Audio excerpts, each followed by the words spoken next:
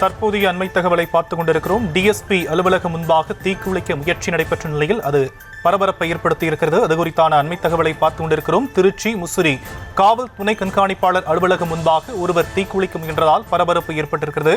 அந்த காட்சிகளை நாம் பார்த்துக் கொண்டிருக்கிறோம். விவரங்களை நம்முடைய செய்தியாளர் சுந்தரேசன் வழங்க நாம் கேட்கலாம். சுந்தரேசன், மேலும் விவரம்.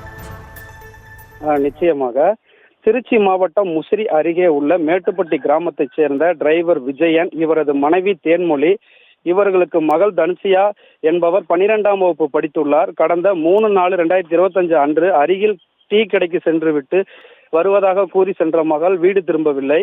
இதையடுத்து விஜயன் உறவினர்கள் மற்றும் நண்பர்கள் வீடு என பல இடங்களில் தேடியும் தனுசியா குறித்த தகவல் எதுவும் கிடைக்கவில்லை.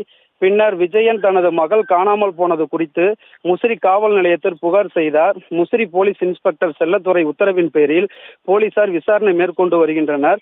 இந்த நிலையில் புகார் கொடுத்து 1 மாதம் கடந்த நிலையிலும் மகளை போலீசார் கண்டுபிடித்து தராததால் அருத்தியில் கடந்த விஜயன் முசிறி காவல் நிலைய கண்காணிப்பர் அலுவலகம் முன்பு உடலில் முழுவதும் மண்ணெண்ணெயை ஊற்றிக்கொண்டு தீக்குளிக்க முயன்றுள்ளார்.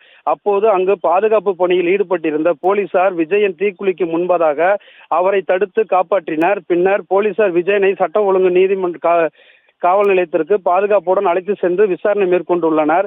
காணாமல் போன தனது மகளை போலீசார் கண்டுபிடித்து தராததை கண்டித்து தந்தை போலீஸ் டிஎஸ்பி அலுவலகம் முன்பு தீக்குளிக்க முயன்ற சம்பவம் அப்பகுதியில் பெரும் பரபரப்பை ஏற்படுத்தியுள்ளது.